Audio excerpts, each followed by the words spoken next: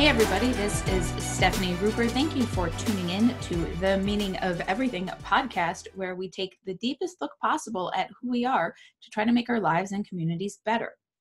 Today is episode number 16, and I have on Professor Christopher Driscoll, who specializes in understanding the way that our fears about our limitations, our vulnerability, our death, impact the way that we interact with others, specifically with respect to their race. Now, I'm super excited. I want to talk as little as possible right now because I want to be able to jump in with Christopher as soon and as long as possible. Christopher's ideas are very exciting to me because they take fields that are normally very separate and he ties it all together, right? So it's very common, of course, to study the idea of whiteness and our identity as races. It's very common to study that, and it's very common to study what I would call our existential needs, right? The kinds of deep, big, scary questions and feelings we have about our existence. It's very rare to tie these two things together, and so I think Christopher has a very unique and important perspective on what it means to be human. So I encountered Christopher's work at this conference that I went to in Denver for scholars of religion. And he was giving a talk about the relationship between existential uncertainty in the West and mountaineering, like mountain climbers, and was telling tales about Sherpas and mountaineers picking fights with them and working really hard to try to climb the tallest mountains, and this culture that we have in adventure sports around triumph and some sort of strange mixture of spiritual experiences in nature and human conquest and the infallibility, or what I sometimes call the invulnerability of us. You know, and specifically us, and as male, Christopher studies, and also specifically as white people who dream, who are in a position of relative power, and who attempt to hold on to that as a means by which to stave off our concerns, right? As a means by which to stave off our death and our limitations and our vulnerability in the world and susceptibility to loss and damnation, or whatever kinds of religious themes you want to tie into it. This is the kind of stuff that Christopher does. So we probably won't have time to get to the mountaineering today, which is very interesting. Hopefully I'll be able to have him back on. But we will be talking a lot about how this idea of whiteness, it came to be, how this idea of whiteness exists and how it interfaces with religion and our ideas about God, and the hopes that we put in God end up being, of course, completely unintentionally, very much tied up with violence against other people. You know, like our safety, we hold our safety for ourselves at the expense of others. And often this happens with respect to various cultures and races and what have you. So this is what we'll be talking about today. It's both existentially and highly politically relevant. So I'm super excited about that. A very quick bio that I'm going to read out of Professor Driscoll's most recent book. It's called White Lies. It's a brilliant book. Christopher M. Driscoll is a visiting assistant professor at Lehigh University, where he's teaching and research explore race, religion, philosophy, and culture, with attention to whiteness, hip-hop, and existentialism and humanism. He is the co-founder and co-chair of an American Academy of Religion group on hip-hop and religion, and a contributing editor to Marginalia and the LA Review of Books. So that is Professor Christopher Driscoll. He is brilliant, and I'm super excited to have him on. So without further ado, let's jump right into it. So welcome, Christopher. Hi. Hi. Hi, how are you doing? Thanks for having me. It's great to be here in conversation with you. Maybe perhaps to kick it off, you can tell us a little bit about what you're working on and why, why is it important to you? Why do you think it's relevant to the world? I know it's very broad, but. No, that's a good entry point. So I am currently working on um, 4 or 5 different projects that are all, and I can talk about as many or as few of them as we, I guess, have time and interest for, but I'm working on a number of different projects that are all more or less related to questions of contemporary white identity. So I work in religion, race, and culture as a kind of elevator catchphrase. Religion, race, and culture is the kind of stuff that I do. And what I'm really interested in is trying to figure out what is unique, if anything, about contemporary white identity and contemporary white male identity more specifically. And by contemporary, I'm really, yes, I'm talking about the right now, but I'm also deeply interested in the modern white man or the modern man in philosophical or existential parlance. And so I'm really interested in trying to think through the ins and outs of what the Western white man has been since the Western piece of that, or the white piece of that, became a modifier or a signifier that mattered. So in other words, the colonial contact in the 15th, 16th centuries up to the present, I'm really trying to think through what's been going on with that. And so it plays out in a few different ways. One is with respect to whiteness studies specifically. So whiteness studies is a big piece of the tone and tenor of my work. And there I'm trying to think through both the philosophical and the sociological implications associated with not only racialization as a way to order the social world in a generic sense, but also what are the implications of particularizing a white identity that has at times been particularized in the sense of, say, when racial thinking was at its apex in the middle 19th century, like to be a white British person was kind of like the pinnacle. White Irish folks and Celts were further down that ladder, whatever. And now all of that has kind of collapsed into one kind of amorphous white identity that means a lot and means a little at the same time. So to be white in the contemporary West, really, my first book focuses specifically on the US, but I would include much of Europe in this assessment. To be white today means to be without race or without color in a lot of ways, whereas in that 19th century model and earlier, to be white was to definitely have a particular kind of quality to it, and that quality was elevated in esteem and value, say in the social world. I'm not saying that is how I'm looking at it myself.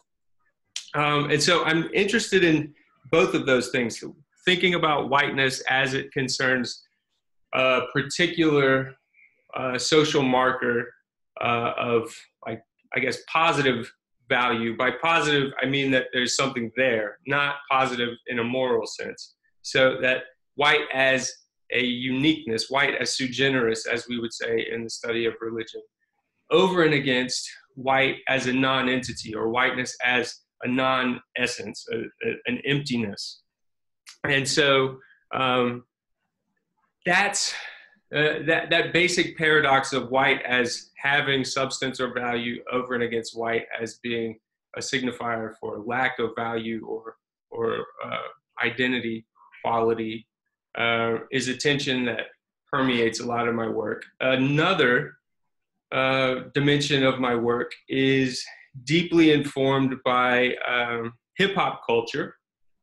And hip hop, right now, for instance, I'm working on a book that I'm editing with Monica Miller and Anthony Penn, and it is about Kendrick Lamar and the construction of Black meaning in the contemporary moment. So there we're bringing together a group of folks who are interested in how semiotic meaning gets produced, how meaning in a valuative sense gets manufactured, and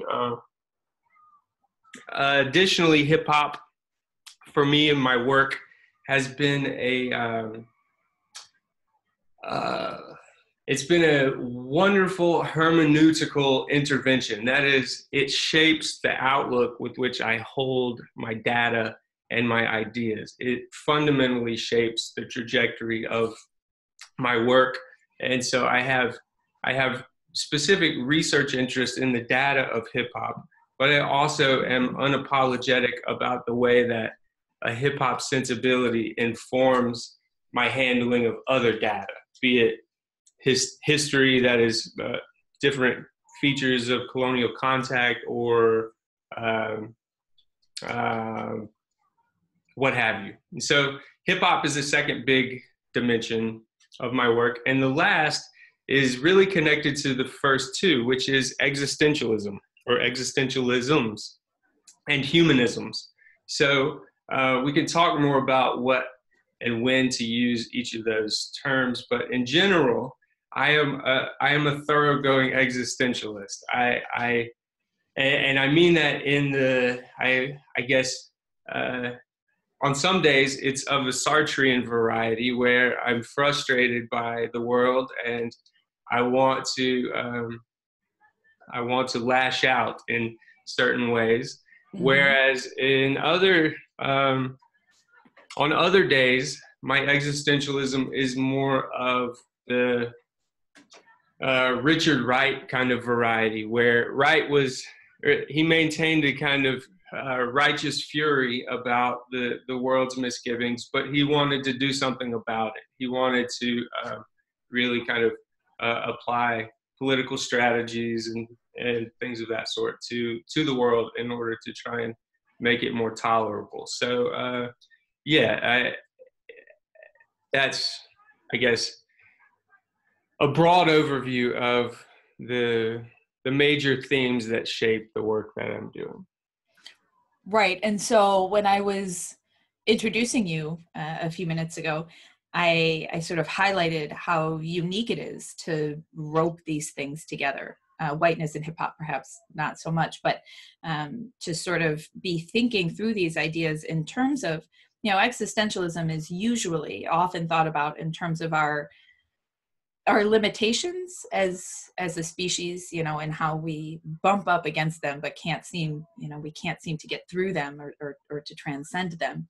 And I just find that very, very powerful. So could you perhaps, maybe it would be a good intro to talk about the major arguments that you make in your book, White Lies. Brilliant title, by the way. Thank you. Really lovely. I'm a connoisseur of book titles. And so how is racism, I guess we might say, how is our identity as white a part of American religion? Yeah, sure. Yeah. That's our identity as white is a part of American religion. I'm going to answer that the last question first because I'll forget it otherwise. It's a part of American religion because American religion is about the business of identity formation. That's in a nutshell. It's not quite so tautological as I'm presenting it now. Sorry, my dog is barking. It's cute. Don't worry. I need to stop. But anyway, so. From my vantage point, theoretically, religion is about identity formation and process. So specifically, I maintain some version of the position set forth by Charles Long, a scholar of religion, who is a long time, still is, thinker, historian of religion, based out of the University of Chicago most of his career, and then I think Syracuse for a while. But in any event, Long's position is that religion as a category is, in fact, a thing. By this, I'm kind of speaking to a debate in the field of religion connected to whether religion is out there. Is it its own thing? Is it a real thing? Is it an experience with the divine? Is it substantive? Can we believe in it? Not God, but can we believe in the believing in God as a cohesive kind of totality? Or is it merely the sum total of our social construction? And my position following Long is that religion emerges as a way to orient ourselves in the world based on the tension that's produced when different sorts of people come into contact for more or less the first time, or the first time in a critically like quantitative moment. And from my perspective, whether we're talking about, and this gets more specifically to the question of the book, White Lies, what I'm arguing there is that whiteness and theism, American theism specifically, but I would extend it to include the major monotheistic traditions, all three of them, I would. That whiteness, or a particularized racialization, and theism more or less do the same work in the social world. They're about the business of demarcating you from me, us from them, et cetera, et cetera. And so White Lies is an effort to sketch out the process whereby religion unfolds on the American landscape. And what that looks like is not any kind of maintenance of a particular tradition, although there's definitely certain traditions that are more likely to take hold on certain street corners than others. But it's not so much about the specific polity or theology of the tradition. It's about wearing that tradition as a badge of entry into a marketplace. And I mean that in explicit economic terms, but I also mean it in more symbolic terms. And so Pierre Bourdieu is a theorist that I use a lot in White Lies, because Bourdieu helps to think about the different ways that capital is usable. So it's one thing to be economically wealthy and to be able to walk into a store and purchase an expensive jacket, but there are multiple sorts of capital that one can accrue. And so social capital is another. And so that social capital might not allow you to buy a new jacket, but it'll allow you to participate in certain activities that would then enable you to get the economic capital to buy the jacket, so to speak. And so I'm wanting to suggest that whiteness and theism on the American landscape, or the American frontier, really served as a kind of capital. So that's part A to the book. Part B is really wrestling with why is this capital necessary? Why is something like a myth of manifest destiny or American exceptionalism, why are these things so salient amongst white Americans? And what I'm arguing in that book is that there's a kind of, I know the big word I want to use is existential, but I'm looking for a more basic kind of term. That white Americans tend to have a big hole inside of their souls, essentially. There's something missing that is at once, it is kind of like a broken engine in one sense, but on the other hand, the fact that it's broken is kind of what makes it tick in the way that it does. So in a philosophical register, we would talk about this as diremption, or as some sort of existential strife. And this has been articulated, I would say, to this day best. This particular American sensibility has been articulated best by Jean-Paul Sartre. That's my opinion. I'm not suggesting that Sartre was intentionally doing that, but that the themes and the issues that Sartre is interested in and interested in addressing are really beautifully mapped onto white American existential concerns. And so that's the second piece of what I'm arguing in the book. And yeah, I'll pause there. Yeah, so you use the word uncertain a fair bit, and are sort of gesturing towards like an unwillingness to be vulnerable. Yeah, Mm-hmm. is there some sort of like invincibility sort of being channeled into the way that this religion is enacted or these gods are thought of?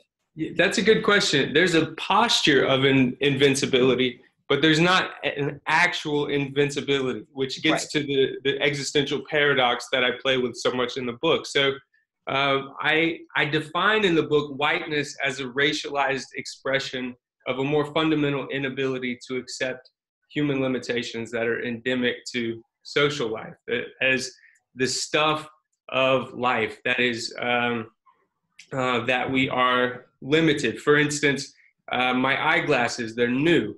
And I currently am having a minor existential crisis because I cannot handle that that my eyes would start to show their own limitations. But so that's one embodied example of the sorts of limitations that I'm talking about. And if we look at the history of the white West for at least the last 600 years, I think a fairly compelling case can be made that much of what arises as culture or Western culture, or that arises as technological innovation, is geared towards the maintenance of those limitations or the overcoming of those limitations, which is where the interest with mountaineering starts to get sparked as well. But as far as the book goes, the point over that I try, the paradox rather, that I try to play with and tease out in the book is that a concern over those existential limits, those fundamental issues, produces a kind of psychical uncertainty, an anomie in a sociological sense, or angst and anxiety that has to be channeled in some sort of way. And to talk in like psychological terms, what I'm arguing is that the way that that frustration over uncertainty has been channeled has been highly, highly troubling. And so one of the things that I begin the book with is I talk about the spectacle of lynching. And I had complicated feelings with starting the book with lynching, because lynching is one, it's so severe of a practice that I was afraid it would situate what I was interested in as being a project rooted in a concern over white supremacy or white supremacist organizations. And that's certainly a piece of the whiteness that I'm trying to articulate, but it's kind of fringe. It's the most salient cutting edge of this sensibility, but it's not the bulk of who it is that I'm trying to think about and talk about and understand, really. And so what I'm suggesting there is that these existential concerns that are really rooted in embodied concerns, like failings of the human body, which is, I'm catching myself even now, like in framing some of what I'm talking about as failures, I'm playing into the mythology associated with the assumption amongst many white folks that things can be other than they already are anyway. Mm. Like so there's a beautiful and very famous, well-deserved famous quote from W.E.B. Du Bois, who asks, as he's characterizing Black American life, he asks, how does it feel to be a problem? And I'm, in White Lies, really trying to ask a related question. I'm trying to ask of white people, of myself, how does it feel to be a problem maker? We as white folks have for a long time constructed what it means to be a human as a problem. Does it suck that we die? Is it frustrating that we can't keep the people that we love from dying? Yes, absolutely, without question. But some of us have acted as if we would only find the right person to kill, that our lives might last longer. And so I start with lynching in order to give a real visceral, explicit example of that. So in the cases of lynching, there were nearly 5,000 that took place across the US from about 1870 to 1970. And none of them were ever,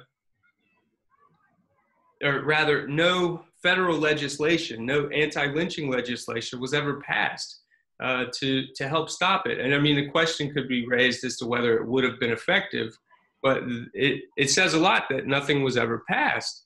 Additionally, though, what I suggest in the book is that there's something that happens in a kind of classically religious kind of mode. There's a ritualistic quality to lynching. And I would say there's a ritualistic quality to the destruction of Black flesh in the United States as well. So whether we're talking about a lynching that happened in 1921 in, as Cornel West would say, like Gut Bucket, Arkansas, or whether we're talking about Ferguson, Missouri, and the murder of Michael Brown. Or, and this is where I don't speak too much to this in the book, but it's an important piece of it, or whether we're looking at contemporary U.S. foreign policy concerning drone strikes.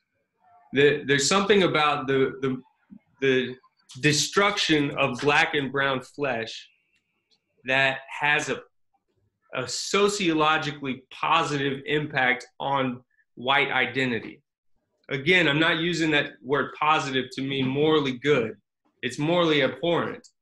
But it has the effect of producing connectedness, community. And as a result of that sense of community, belonging, it plays out psychically as if you're the person who would be in the center of a literal group. So say some tragedy was upon all of us and there was a group of 200 people. If you feel like you're on the edge of that group, you're going to feel like you're in more danger than if you're the person in the center of that group.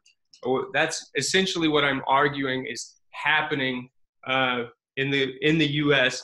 with respect to white racial identity. There's a third piece of it, which is the denial of this process taking place. But I'll stop there for right now.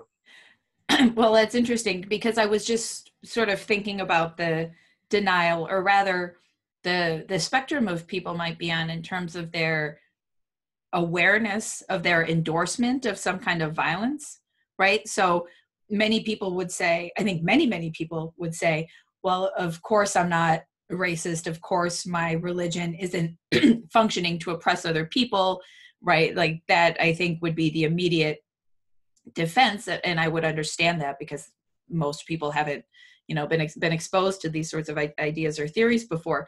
But I think there's definitely a spectrum, and there have been people who have said explicitly, very explicitly, this was a part of God's plan. Like the narrative you use in the book about George Zimmerman, kills a young Black kid for doing nothing, right? And says it's a part of God's plan. But we still, and even people who don't necessarily practice religion regularly, these things are still subconscious in a sense in a wide variety, right? A wide variety of people. And we need to face, and we need to like really just honestly look at how we might actually be on that spectrum and be living into the same ideas that people like George Zimmerman do actively. Yeah, that's a brilliant point that you're making. And I would add to it, that's why I also try and spend a lot of time re-theorizing theism in the book. So a lot of what you're describing, I would suggest, has to do with theism, which in the book I don't define as belief in a higher power, or I don't explicitly define it as belief in a social God or sociological God, as in like strength in numbers. Although I do say that plays out. What I define theism as is belief in the utility of belief. That is a psychical mechanism that enables this chronic denial. I mean, it is absolutely chronic. So just for instance, and this is kind of a vulgar example because I don't have statistics in front of me, but there's very little room that can be made for an argument that situates American Christianity, whether we're talking about 19th century Presbyterians or 20th century Pentecostals or anything in between. American Christianity has been in so many ways the white man's religion. It has. And if we go back, by the white man's religion, I mean it trades in the maintenance of social identity, particularly white identity, and that's what it's really about. But if we look at the history of religion, and this is kind of like a hackneyed kind of, that's what I mean by vulgar. It's a base example because it's been popularized and kind of anesthetized. But missionaries in the New World did awful, awful things. It wasn't just slave masters and slave drivers and slave traders who were being dastardly to black and brown folks. Christian missionaries did quite a lot of harm. With Diego de Landa, I think it is, who is one example, who in contemporary Mexico, what is now in the contemporary world considered Mexico, the Veracruz Peninsula. He did awful things, awful things. I encourage folks who are listening to look it up. But so in other words, the point I'm making is that religion has never been about the moral kind of maintenance that religious people tend to think it is. So in the case of, I get invited to talk to white church communities, not all the time, but a few times a year. And invariably, every situation, whether it's a Baptist church or, again, a Presbyterian church or a Methodist church, the position is, this is awful stuff that we're talking about. We want to get actively involved in doing something about it. And then the qualifier is, yeah, but we're different.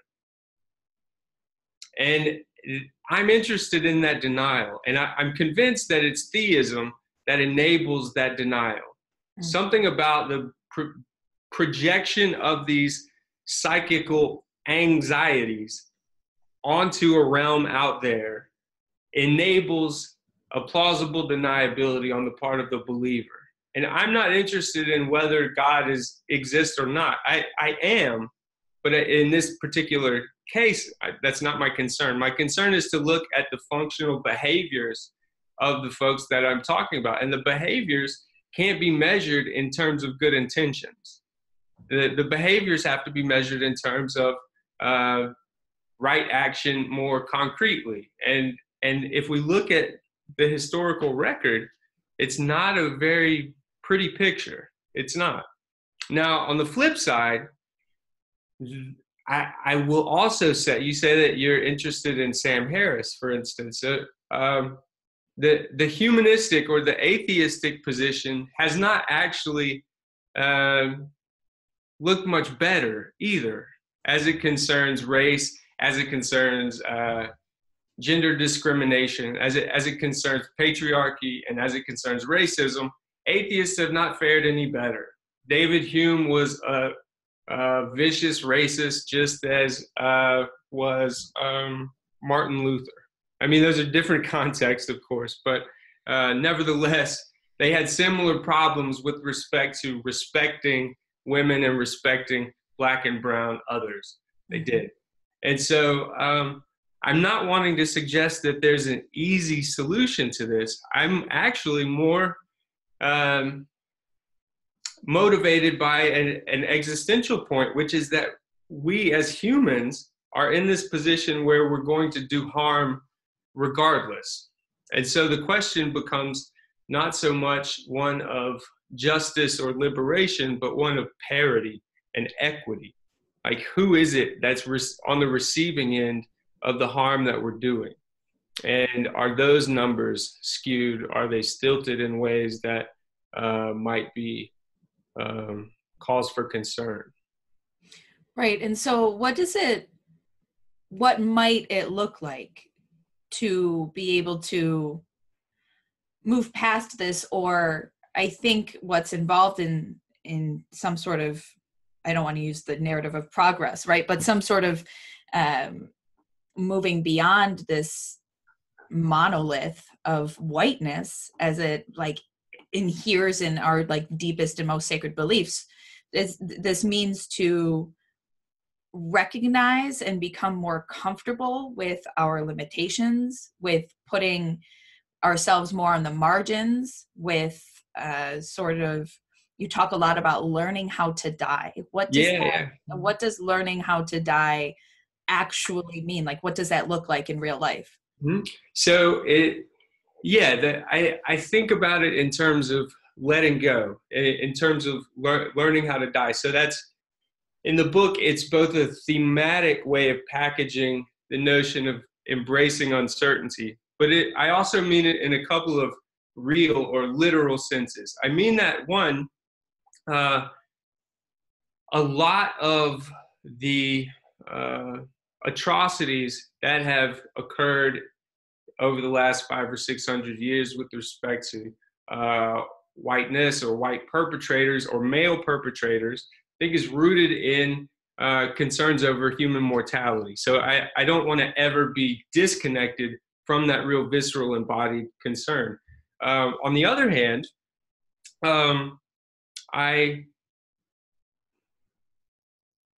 in the book, want to be real concrete as it concerns social possibilities. In the case of, say, chapter 5 in my book, I offer a case study where I am speaking specifically to white American Christians, and I give them a scenario wherein, if in fact they want to be about the business of addressing whiteness, then what will be required of them is to abandon all hopes of salvation. So the very notion of soteriology or salvation, and by extension, if through a different paradigm or like discursive paradigm, we could speak of this in terms of liberalism and notions of progress as well. I keep it at the existential level in the book, but the point is really the same. Like, we have to get over this notion that there's a solution. And if we're able to jettison that assumed solution, then we'll be more human in terms of our social relationships. Because it's real, I mean, think of it as an analogy. If you're on a train and there's like a bomb on it or something, but it's going slow, you're going to jump off. Everyone's going to try and get out of the way at the same time. But what if there's no way off? I mean, what if we do harm as humans? We do harm, and what I call the particular perniciousness of whiteness is that we have for a very long time now done harm in a quest to do no harm. If we as white folks can start to address our behaviors and our relationships with ourselves and with others, then we would do well to come to terms with the way that we have to augment our assumptions about something better over the hill. There's not. And so I frame this and I speak of it in terms of the death of whiteness. I think whiteness needs to die. And I say that when I first started to say it and write about it, I did it with a particular kind of melodramatic intention. Today, though, I believe it more so than ever, but with an important caveat. I do not think that white people need to die. I think that the thinking about ourselves and the situating of ourselves as white, as a social practice, that needs to die. Hmm. I think, and I don't know if we'll have time to talk about some of the current research that I'm doing, but I think I might just be onto something in a historical sense as well, because whiteness as an idea is two things. One, it is relatively new, and two, it is only an idea. And as a result, I think we can come along, like whiteness in the US context and in a de facto way in Europe for a very long time has meant a certain sort of social situativity. It's been a marker of where you are. And what happens in the US is that poor working class folks get to tap into this in a way that it gets weaponized in a newfound way. Class is operative in many cases in Europe in ways that make it a slower kind of move. Neoliberalism has enabled and emboldened whiteness on the European continent to look much more like the American context. And as a result, we're seeing these like crypto and not so crypto fascist kind of regimes and populist movements emerge more or less simultaneously. But in the US context, white folks have been able to address some of the psychical wounds or some of the concerns over uncertainty by claiming this thing in a way that has never actually addressed those concerns. If you're struggling as a coal miner in West Virginia and you feel some sort of affinity to the coal miner parents and grandparents who have come before you, that's fine. However, like a concern over nativistic, racialized particularity is not going to address your economic concerns or your social ones either. So I think that whiteness as a means of addressing some of these issues historically, I think it's simply a bad idea. It's never done the work that folks who are using it would assume that it is doing if given a critical like vantage point on their own actions. But additionally, the costs are simply too high.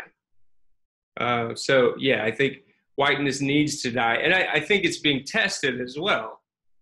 I do. So I play on that in the book, whether like the theme of death and the theme of whiteness dying over and against the potentiality of shifts in demographics and things of that sort. So, yeah.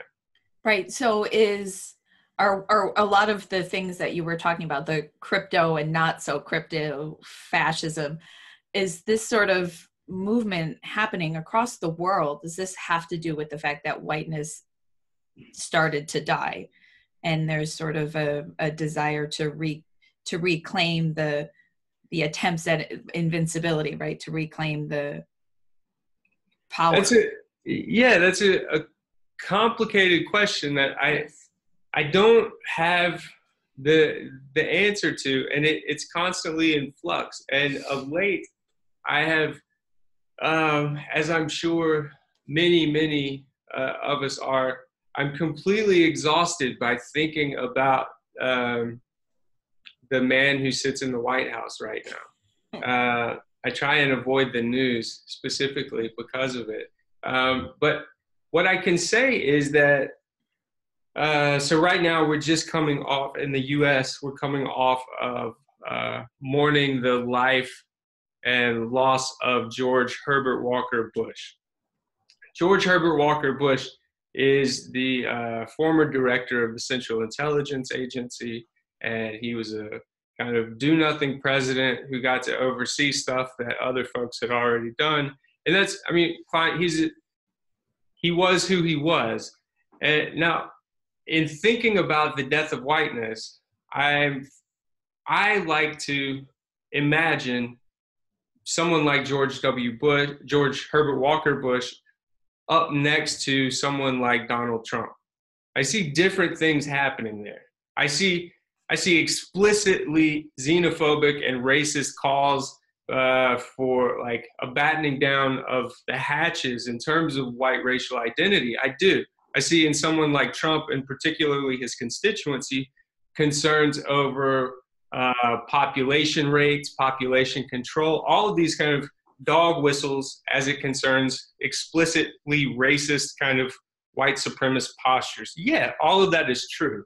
But if we're thinking about white supremacy in a sociological way, that is like the ascendancy of the white man to this kind of like panoptic position in the world where we as white men are moving the chess pieces of all of these like lesser countries and things of that sort. George Bush foots that bill.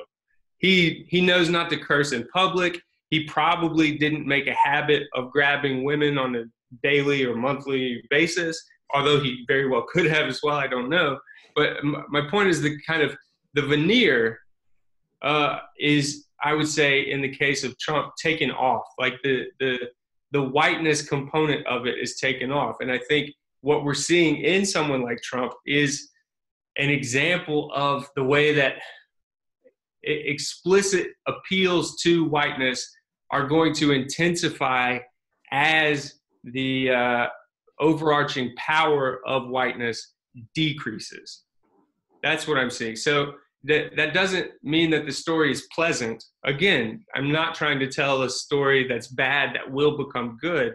This is more a story about like humans who are, to quote my doctor father, Anthony Pinn, humans are funky. And as funky as we are, bad things are going to continue, along with the good, along with the beautiful, along with the confusing. And I think what we're seeing now may not be the death pangs of whiteness, but it certainly, it has a chronic illness. It has something that has it operating with a sense of urgency that it hasn't beforehand.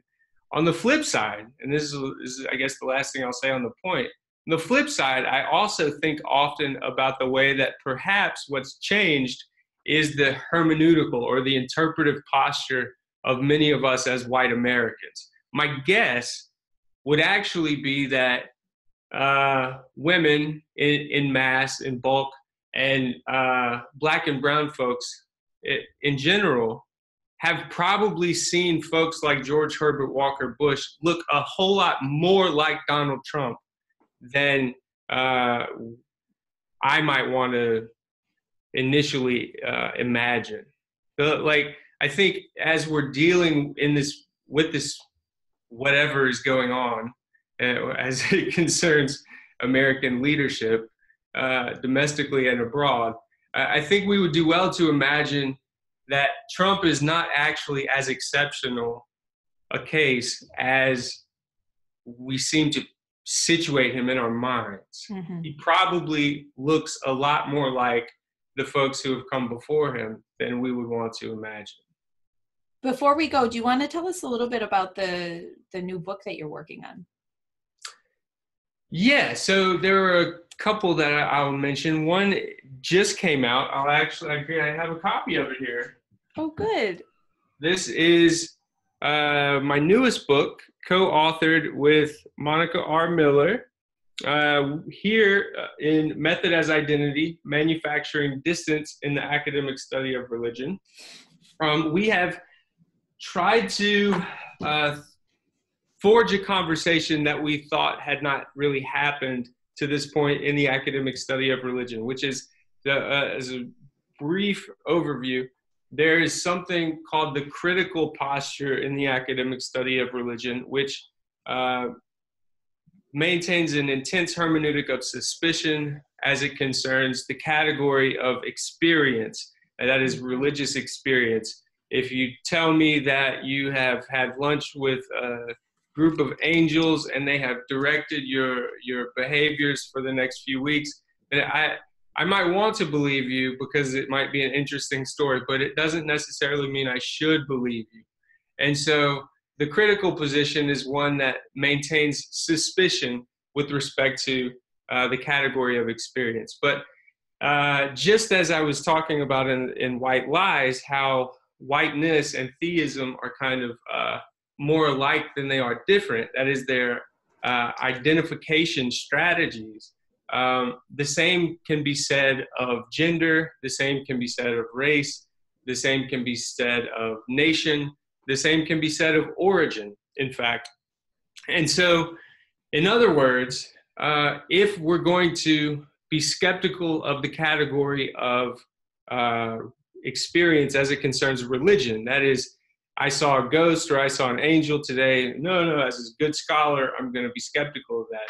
If we maintain that position, which I think there's a lot of reasons we should, it forces us to also be as equally skeptical of claims to identity with regard to race, gender, and things of that sort. And that has deep implications if in this moment where I don't know if we're still in the Me Too moment or not, I would hope that there's still energy surrounding it, but as it concerns equity, as it concerns justice and questions of fairness, and as I would say, parity in the social world, that creates a paradox. And so if we're forced to be skeptical of one experience, we ought to be skeptical of all of them. Well, what happens when the experience is not about angels, but is about sexual trauma or is about racial violence? Are we supposed to be skeptical of claims to racism, for instance, when phenomenologically, that is like as the issues present themselves to our eyes, racism is somewhat hard to quantify. And I mean, a classic kind of joke surrounding the study of racism is that the problem with the study of racism is that there are no racists. I mean, like staunch white supremacists will still want to sometimes posture as like not racist out of, I don't know why, but the book tries to maintain the critical posture, but forge a conversation with the study of Black religion. And so my training is specifically in African American religious studies. And so I use interdisciplinary methods to do the work that I do on whiteness and existentialism and things like that. And so if what I've said is true of race, then it suggests that the critical position has a problem even with the very framing of who I am as a scholar. That is, I don't study religion, I study Black religion, or in my case, I study white religion. The critical position is to be skeptical even of those sorts of qualifiers. And so then I'm out of a job. I'm being somewhat facetious, but the point of the book is to forge a conversation amongst those two camps in the field that really hasn't happened yet. And so I think Dr. Miller and I are both very enthusiastic about the prospects of the book forcing some conversations that we hope to have and that have been a long time coming. And then lastly, with Monica Miller again and with Anthony Penn, we are in the